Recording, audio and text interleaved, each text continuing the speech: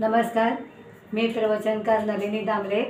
माझा channel like करा, subscribe करा, बेल आयकॉनवर क्लिक करा आणि माझ्याबद्दल काय तुमचं मत असेल प्रवचनाबद्दल ते तुम्ही तुमच्या बॉक्समध्ये मत टाका, म्हणजे मलाही कळेल। आता मी एक गोष्ट सांगणार आहे। काल मी 2 राजांच्या गोष्टी सांगितल्या, आज त्यालाच अनुसरून तिसरी गोष्ट आहे ती सांगणार आहे। मोठ्या प्रमाणामध्ये महाराष्ट्रात एक राजा राज्य करीत होता। त्याचं राज्य आणि त्याच्या राज्यातील सर्व जनता अत्यंत सुखी आणि समाधानी होती। निरनिराळ्या प्रकाराने तो राजा या जनतेकडून काही गोष्टी आनंदाने करून घेत होता। अशीच एक दिवस त्या राजाने काय केली, दौंडी पिटवायला सांगितली। ते लोक आले, त्यांना सांगितलं की अशी दौंडी पिटवायची। काय पिटवायची दौंडी, काय करायची? तर त्याने सांगितलं की विस्तव न पेटवता, जाळ न पेटवता, अग्नी न पेटवता स्वयंपाक करायचा आणि तो राजाच्या दरबारात आणून द्यायचा। असं जे कोणी केलं आणि स्वयंपाक जर त्या अग्नीशिवाय झालेला असेल तर मी त्याला माझं अर्ध राज्य देईन। बापरे, काय जाहिरात होती! सगळे नुसते हादरले आणि प्रत्येकजण काय करायचं सगळी चर्चा सुरू झाली। अग्नी तर पेटवायचा नाही आहे आणि अग्नी न पेटवल्याशिवाय अन्न शिजणार कसं? स्वयंपाक तर सगळ्या राजाला देऊन द्यायचा आहे। आता काय करायचं प्रश्न पडला। त्यांच्या राजाच्या दरबारामध्ये एक असाच काम करणारा माणूस होता। काम करणारा म्हणजे झाडूपट्टा करणारा नव्हे, चांगल्या पोस्टवरती तो होता। त्याने घरी आल्यावर आपल्या मुलीला सांगितलं, अगं राजाने काही जाहिरात केली माहिती आहे का? तू तर आश्चर्यचकितच होशील, असा कसा राजा? काय बाबा सांगा ना मला। त्याने काय सांगितलं माहिती आहे की जे कोणी अग्नी पेटवल्याशिवाय स्वयंपाक करील आणि तो मला आणून देईल त्याला मी अर्ध राज्य देईन। स्वयंपाक म्हणजे सगळा स्वयंपाक, एखादाच पदार्थ नव्हे। असं होय? बापरे, ती म्हणाली। रात्रभर ती विचार करीत होती आणि सकाळी उठल्यावर बाबांना म्हणाली, बाबा मी या स्पर्धेत भाग घेते, बघा नाही मिळालं बक्षीस नाही मिळालं, पण प्रयत्न तर मी करते, प्रयत्नांती परमेश्वर। ती मुलगी हुशार होती। बाबा म्हणाले, गं काय बोलतेस काय? कसं शक्य आहे ते? चूल न पेटवता, अग्नी न पेटवता तू स्वयंपाक करणार? पोळी कशी करणार, भात कसं करणार, आमटी कशी करणार? बाबा थांबा, मी विचार केला आहे रात्रभर आणि मला जे सुचलं आहे ते मी करण्याचा प्रयत्न करेन। झालं तर झालं, नाही तर नाही। मला कुठे अर्ध राज्य हवं आहे? मी छान माझ्या घरामध्ये राहते। त्यांच्या झोपड्या अशा छान छान होत्या, बाजूला हिरवळ होती, झाडं बिडं, केळी फळी, सगळ्या प्रकारची झाडं, वनस्पती, सगळं काही सुखाने राहत होतं आणि छोटंसं घर। ती म्हणाली, मी बघते तर प्रयोग करून। दुसऱ्या दिवशी उठल्यानंतर पहिल्यांदा तिने काय केलं असेल, बकरीचं दूध काढलं। त्याच्याकडे बकऱ्याच असायच्या, गाईगुरं तेव्हा काही गाई बी नव्हत्या। बकरीचं दूध काढलं आणि कडक ऊन पडलेलं होतं। झाडी म्हणजे घराच्या अगदी जवळ झाडी नव्हती, तर तिने कडक अशा उन्हामध्ये, कडकडीत उन्हात, प्रखर उन्हामध्ये तिने ते पातेलं, रुंद पातेलाचं, म्हणजे ज्या ह्याच्यामध्ये सगळ्या बाजूनी त्या दुधाला सूर्याचा प्रकाश लागेल असं पातेलं ठेवलं, उघडं, झाकून नव्हे, झाकलं असतं तर सूर्यप्रकाश लागला नसता, आणि तिने तिथे ठेवलं। झालं। आता तिने काय केलं, सगळीकडे फिरली, झाडाची फळं काढून आणली, मिरच्या काढून आणल्या, कोथिंबीर काढून आणली, सगळं तिच्याकडे होतं। ती लावत असे, तिला खूप शेतीवाडीची आवड होती। त्यानंतर तिने मुळा वगैरे काढून आणला आणि आता स्वयंपाकाला सुरुवात करायची। स्वयंपाक म्हणजे भाजी पोळी काहीतरी पाहिजे। तिने काय केलं, ह्या सगळ्या फळं जी आणलेली होती त्याला तिने हाताने तिखट मीठ लावलं। वाटायला प्रश्न नव्हता, फक्त अग्नी पेटवायचा नाही। तिने पाट्या बरवंट्यावरती ती भाजी, पालेभाजी थोडीशी साधारण पूर्ण नव्हे पण वाटली आणि त्याच्यामध्ये तिखट मीठ वगैरे सगळं घालून तिने त्या सूर्यप्रकाशात वाटीमध्ये मोठ्या ठेवली आणि तेल बिल घालून तिखट मीठ खोबरं सगळं घालून ठेवली आणि हो काय सुंदर तयार झाली ती भाजी तयार झाली। आता तिने पीठ घेतलं भिजवायला।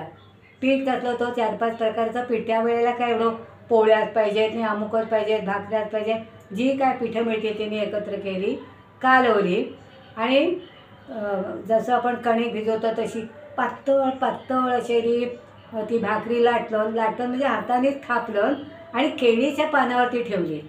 केळीचं पान लवकर उन्हामुळे हे होतं, तापतं आणि त्याला सुरकुत्या पडतात, त्याचा रंगही बदलतो. असा केळीच्या पानावरती तिने ती एक भाकरी ठेवली, थापून थोडासा रंग बदलला. तिने उलटल्यावर जर फाटली नाही, म्हणजे ती खालून चांगली तापली होती, कारण खाली जमीन गरम होती आणि वरून त्याला ऊन लागत होतं. पुन्हा तिने 2-3 वेळा अशी उलटीपालटी केल्यानंतर तव्यावर भाकरी होते तशी तिची ती भाकरी झाली, पोळी वजा भाकरी एक झाली. तिने दुसरी केली, अशा 2 मस्तपैकी मोठ्याल्या भाकऱ्या झाल्या. तिच्या भाकऱ्या का पोळ्या काय त्या तयार झाल्या. इकडे तिने दूध होतं ना, ते दुधाला उकळी फुटायला लागली, कडक ऊन होतं.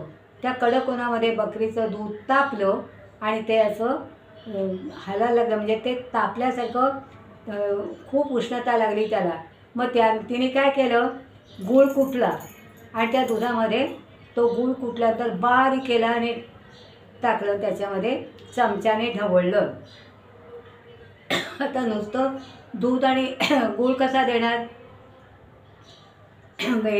केळी काढून आणलं 2-3, त्यांच्याकडे सगळ्या वनस्पती होत्या, फळं होती. केळी 2 आणलं, ती बारीक हाताने कुस्करलं आणि त्या दुधामध्ये टाकलं. ढवळलं ते दूध, गूळ, बारीक केलेलं केळं सगळं मिश्रित झालं आणि खिरीसारखं ते तयार झालं. काय त्या मुलीचं डोकं बघा, खीर झाली, पोळ्या झाल्या, सॅलड झालं, भाजी झाली, अजून काय पाहिजे. आता त्या दुधावरती जी साय आलेली होती त्याचं तिने घोटून लोणी केलं, हाताने घोटून, आणि ते लोणी पोळीला लावलं. आणि बाबांना म्हणाली, बाबा बघा मी पान तयार केलं आहे, चूल बघा मी चूल पेटवलेली नाही आहे, मी सूर्याच्या प्रकाशामध्ये हे जेवण तयार केलं आहे, राजाला हे माझं ताट नेऊन द्या. ते म्हणाले, मी नाही, तू नेऊन द्यायचं, तू केलं आहेस ना, कुणी केलं आहे ते राजाला नेऊन दाखवायचं. मग ते बाबांबरोबर ती गेली. तिथे राजाचा जो मोठा प्रतिनिधी कोण होता त्याला तिने ते ताट दाखवलं आणि त्याने विचारलं, बाई तुझं नाव काय. त्याने काय शर्मिला बिर्मिला काहीतरी सांगितलं आणि माझे बाबा इथे काम करतात. बरं म्हणाले. शर्मिला नाव लिहिलं आणि म्हणाले तू दुपारी ये. अशी 1-2 ताटं आली, ती जास्त काही आलेली नव्हती. दुपारी तिला आमंत्रण आलं राजाकडून आणि राजाने त्या सगळ्या पदार्थांची चव बघितली. मिरची पण टाकलं होतं ना, मिरची वेगळी, मिठात कुस्करून मिरची, तिखट पाहिजे ना राजाला थोडंसं खायला, सगळंच गोड कसं, मिरचीचं सुद्धा तिखट सुंदर तिने केलं होतं. आणि असं पानभर केळीच्या पदार्थ वाढून पानावरती ते तिने नेऊन दिलं. राजा प्रसन्न झाला आणि त्याला ते सगळे पदार्थ आवडले. शिकरण, पोळ्या, त्याच्यावर तूप, त्याच्यानंतर हिरवी मिरची ती कुस्करून, बारीक बारीक फळांचे तुकडे करून सॅलड. बघा किती हुशार मुलगी होती ती. बाबांना वाटत होतं तिला काहीच येणार नाही. सगळ्यात सांगायचं म्हणजे राजाने ते पाहिलं, त्याच्याकडे जे राजाकडे सगळे प्रकारचे लोक असतात, टेस्टर म्हणजे टेस्ट घेणारे, चव घेणारे, त्यांना बोलावलं. हे म्हणे इतके पदार्थ ते आलेले, प्रत्येक पदार्थाची चव घेऊन बघा. तर सगळ्यांची चव घेऊन बघितलं आणि सगळ्यांनी सांगितलं की हे पहिल्या नंबरचे जे पान आलेलं आहे अप्रतिम, म्हणजे चुलीवर स्वयंपाक करतात त्यापेक्षा सुद्धा हे सुंदर आहे चवीला, कारण तो धुराचा वास पण लागलेला नाही आहे. सगळ्यांना आश्चर्य वाटलं. नाव घोषित करण्यात आलं ते त्याचे तिथे कामाला असलेले बाबा. त्यांना इतका आनंद झाला, पण त्याने आनंद द्विगुणित केला नाही.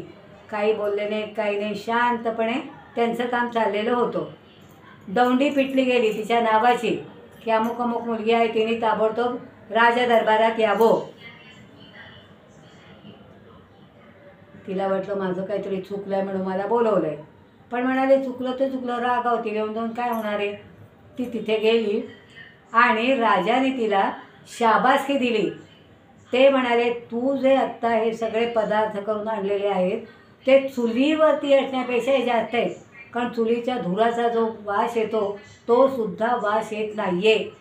इतकं सुंदर तू स्वयंपाक करून आणला आहे, त्यामुळे माझे जे मी दौंडी पिटवलेली होती की अर्धं राज्य मी त्याला देईन, त्या तुला अर्धं राज्य मिळालेलं आहे. पण मला राज्यविजय नको काही, मी माझ्या झोपडीत मजेत सुखात राहते. आणि ती निघून गेली घरी. राज्य नको मला, काय नको, मी कुठे एवढं सांभाळणारे अर्धं राज्य, तुम्ही कुणालाही देऊन टाका, मला नको. मी फक्त जे मला येत होतं ते करून दाखवलं. बाकी मला कशाचाही मोह नाही, इच्छा नाही, आवड नाही, मला सवड आहे. त्याप्रमाणे मी काय काय करीत असते. तसंच हे जाहिरात तुमची आली, जे दौंडी पिटवली त्याप्रमाणे मी केलं आहे. तुम्हाला आवडलं, आनंद झाला मला. ती राजाच्या पाया पडली आणि पटापटा पळत घरी आली. तिच्या वडिलांना बोलावलं. वडील आले. वडिलांना म्हटलं काय झालं कोणाला माहिती. आल्यानंतर वडिलांना सांगतात, अरे काय रे तुझी मुलगी काय हुशार आहे, काय तिचं डोकं आहे रे. सहज मी दौंडी पिटवली आणि असे आपल्या राज्यामध्ये लोक आहेत हे आज मला कळलं तुझ्या मुलीकडून. राजाला आनंद झाला, म्हणजे असे लोक आपल्या राज्यामध्ये दडलेले आहेत, त्यात प्रगट झाले.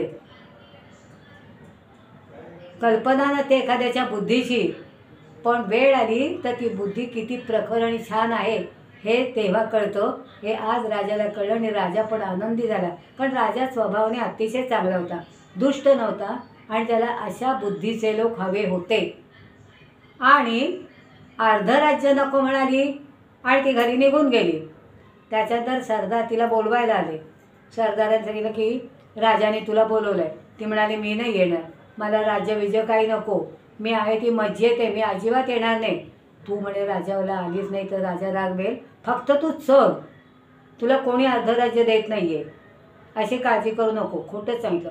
चल तू माझ्याबरोबर. हात धरला तिला आणि घेऊन गेले. आणि राजाने सांगितलं की अर्ध राज्य नाही, पण माझ्या मुलाजवळ मी तुझं लग्न करतो. माझ्या मुलाजवळ म्हणजे आपोआप अर्ध राज्य मिळालंच ना. माझ्या मुलाजवळ मी तुझं लग्न करतोय, पसंत आहे तुला. मग ती लादली अशी आणि म्हणाली, हसली. राजाला कळलं, कारण तो पण मुलगा छान होता, हुशार होता, तिच्यासारखाच असेल. आणि मग त्या दोघांचं राजाने लग्न लावून दिलं. अर्ध राज्य तिला आपोआप मिळालं. इतके त्या काळामध्ये सुद्धा हुशार लोक, मुली बाळी सगळ्या लहान वयामध्ये सुद्धा होत्या, पण बुद्धी चालवायला पाहिजे. आणि जर ती बुद्धी चालवली म्हणजे वनस्पतींचाच वापर केला ना, वनस्पती शास्त्र चाललं त्याच्यामध्ये. सगळ्या वनस्पती होत्या, गाई म्हशी बकरी होती, तिचं दूध, असे काही पदार्थ तिने बनवले की राजासुद्धा त्या पदार्थामध्ये खुश झाला.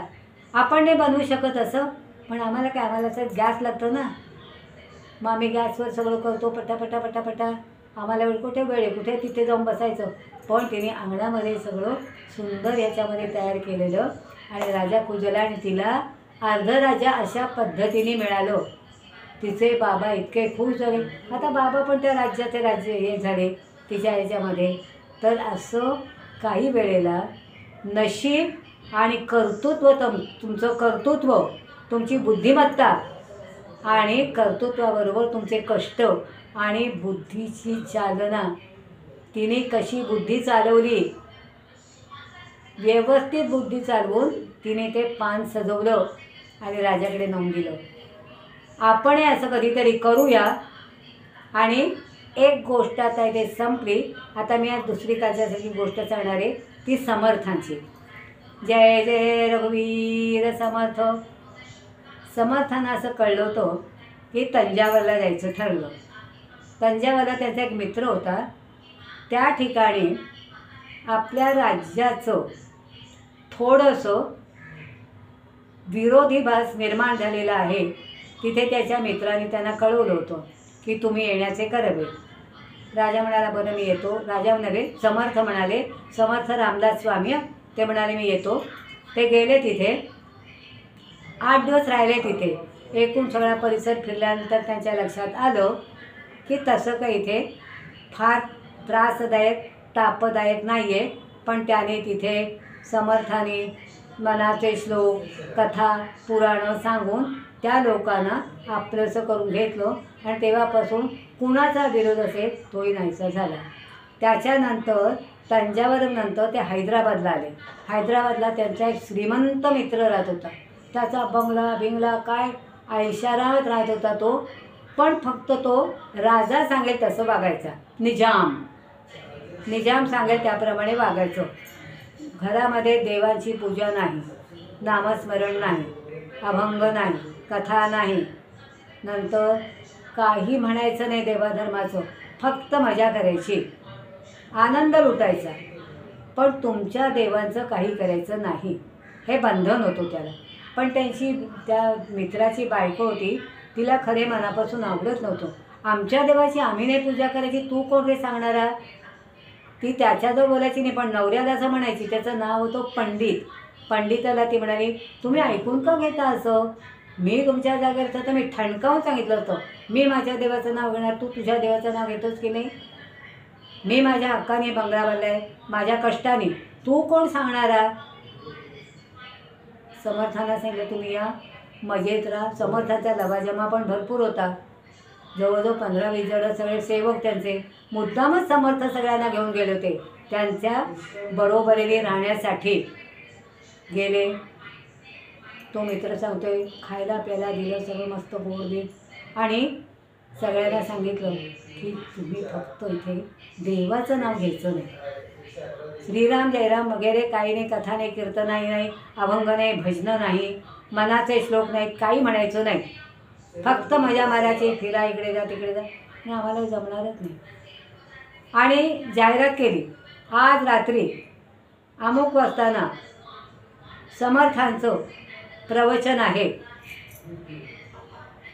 प्रत्येकाला 400-400 रुपये दिले जातील, प्रत्येकाला 400-400 रुपये दिले जातील समर्थांकडून.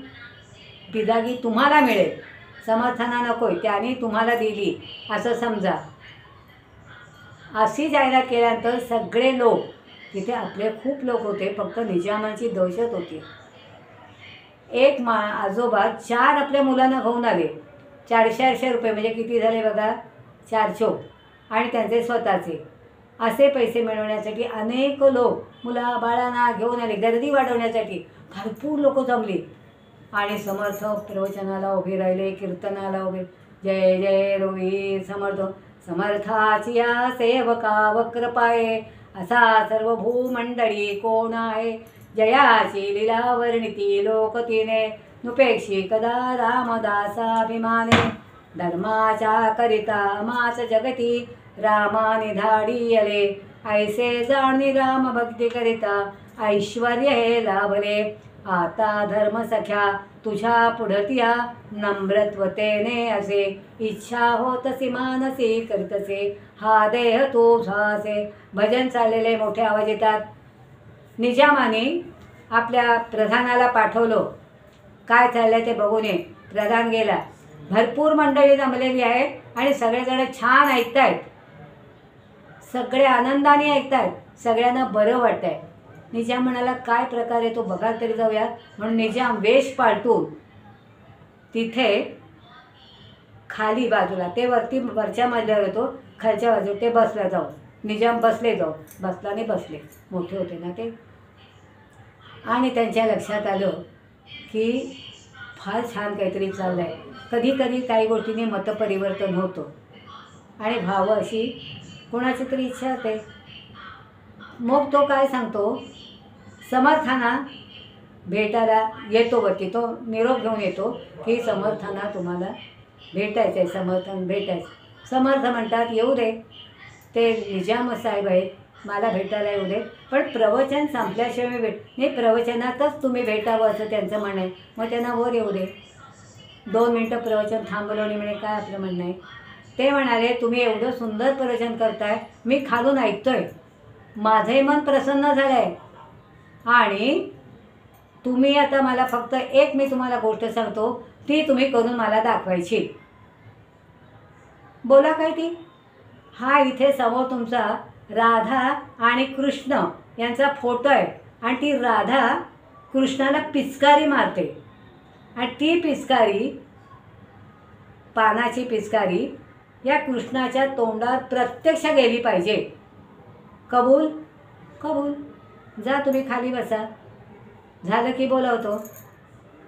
आणि सगळ्यात गंमत म्हणजे त्या राधेने मारलेली पिचकारी प्रत्यक्ष निजामाच्या तोंडावरती पानाची पिचकारी उडाली. प्रत्यक्ष, खोटी नव्हे, पानाची पिचकारी त्याच्या तोंडावरती उडाली. आणि त्या निजामाला राग थोडासाच आला, पण कौतुक मात्र काय परमेश्वराची किमया आहे. आणि तेव्हापासून, आत्ता आहे की नाही मला माहिती नाही, तेव्हापासून या सज्जनगडाला निजामाकडून काय होतं, दरवर्षी भेट जाते. दरवर्षी निजामाकडून गडावरती ते आपल्या भेट जाते पैशांची आणि तिथे त्याचा उत्सव केला जातो. असं आहे हे देवाची करणी. नारळात पाणी म्हणतात ना, तसं समर्थाने जिद्द ठेवली होती. आणि त्यांच्या पत्नीला एवढा आनंद झाला मित्राच्या, की मला हेच हवं होतं, कारण मी इतक्या परमेश्वराची सेवा करणारी आणि आमचे पतिदेव घाबरून कधी नाही म्हणायचो, कधी नाही, नाही करायचो. बरोबर होतो, मुलं बाळ होती. आणि गंमत अशी की प्रवचन सुरू झालं, निजाम आले. निजाम आलेले कळल्यानंतर ते गृहस्थ 4 मुलांना घेऊन आले होते ना, त्याने 2 मुलांना पटापटा घरी पाठवलं. म्हणजे समजा त्यांनी पकडलं बिकडलं तो 2 मुलं तरी आपल्याजवळ राहू देत. आणि हे सगळं यशस्वी झाल्यामुळे सगळ्यांना 400-400 रुपये मिळाले, पण या 2 मुलांचे 400 रुपये गेले. म्हाताऱ्याला खूप वाईट वाटलं, पण त्याला काही इलाज नव्हता. आणि अशा पद्धतीने समर्थाने जिथे जिथे जाते तिथे तिथे आपल्या धर्माची, आपल्या राज्याची, आपल्या सगळ्या मतांचे एवढे प्रयोग करून सगळी जनता धर्माची, कर्माची आणि परमेश्वराची आपलीशी करून घेतलेली होती. त्या काळामध्ये ते घाबरत, आणि त्यांच्या पत्नीला, म्हणजे ज्यांच्याकडे उतरले होते त्या पत्नीला, त्या पंडिताच्या पत्नीला ते एवढा आनंद झाला की ती समर्थांच्या पाया पडली आणि म्हणे, तुम्ही माझे देव आहात, आज मला देव भेटला, आता मी उद्यापासून परमेश्वरा तुझी सेवा करीन. असं म्हणून तिने सगळ्यांना प्रसाद वाटला, जेवणं झाली आणि आनंदी आनंद झाला.